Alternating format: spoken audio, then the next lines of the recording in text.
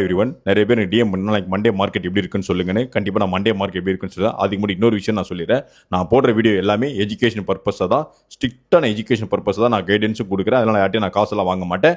நாளைக்கு Monday market எப்படி இருக்குன்னு சொல்றதுக்கு முன்னாடி ஃப்ரைடே மார்க்கெட் சொல்லிடுறேன். ஃப்ரைடே மார்க்கெட் வந்து 25,492 இந்த ரேஞ்செல்லாம் முடிஞ்சிருக்கு. கிட்டத்தட்ட 25,500 முடிஞ்சிருக்கு மார்க்கெட். நாளைக்கு நவம்பர் 10 மார்க்கெட் எப்படி இருக்கும் அப்படின்னா, அதாவது புல்லாக இருந்தால் நான் சொல்லிடுறேன் 25,600 700 இந்த ரேஞ்சுக்கு இருந்ததுன்னா நீங்கள் புல் ட்ரை பண்ணலாம். அதே மார்க்கெட் வந்து 25,400 300 இந்த ரேஞ்சுக்கு வந்துச்சு அப்படின்னா நீங்கள் வந்து பியர் ட்ரை பண்ணலாம். இந்த ரெண்டுத்துக்கும் இல்லாமல் நடுவில் மார்க்கெட் போயிட்டே இருந்தது அப்படின்னா சைட்வே மார்க்கெட்டாக இருக்கும். ஸோ நாளைக்கு நான் இதை பேஸ் பண்ணி தான் நாளைக்கு நான் வந்து ட்ரேட் எடுப்பேன் கைஸ்.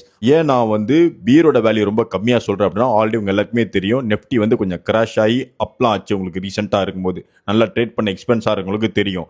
ஸோ அதனால் நான் இதை என்னோட அனலைஸ் பிரகாரம் எஜுகேஷன் வைஸாக இதை அனலைஸ் பிரகாரம் நான் பண்ணி பார்த்தேன் கைஸ். நீங்களும் இதே மாதிரி நாளைக்கு இருந்து ட்ரேட் வந்து டிரைவ் பண்ணி அனலைஸ் பண்ணுங்க. அதுக்கப்புறம் நீங்களும் வந்து ட்ரேட் எடுங்க கைஸ். இது எக்ஸ்பீரியன்ஸானவங்க தான் என்னோட வீடியோ எல்லாமே. ஃப்ரெஷராக இருக்கவங்க தயவு செஞ்சு என்கிட்ட நீங்கள் ஒரு வாட்டி கைடன்ஸ் கேட்டு நீங்கள் பண்ணுங்கள். நல்லா ஓரளவுக்கு நான் ட்ரேட் பண்ணுவேன் அப்படின்னா கூட அவங்க சில பேருக்கு சில இடத்த ஸ்டக் ஆவாங்க.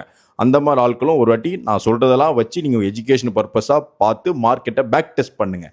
பேக் டெஸ்ட் பண்ணிட்டதுக்கப்புறம் நீங்கள் ட்ரேட் எடுக்கலாம் கைஸ். எப்பவுமே நான் வந்து ஒரு லேட்டில் தான் ஃபஸ்ட்டு ஆரம்பிப்பேன். ஏன்னா மார்க்கெட் சில டைம் ஸ்பீடாக இருக்கும், சில டைம் ஸ்லோவாக இருக்கும், சில டைம் வந்துட்டு பீரிஷாக இருக்கலாம், புல்லிஷாக இருக்கலாம், சைடேவாக இருக்கலாம். ஸோ இந்த மாதிரி நம்ம நிறைய அனலைஸ் பண்ணதுக்கப்புறம் தான் நம்ம ட்ரேடே எடுக்கணும் guys. I hope you guys understand. Thank you. By.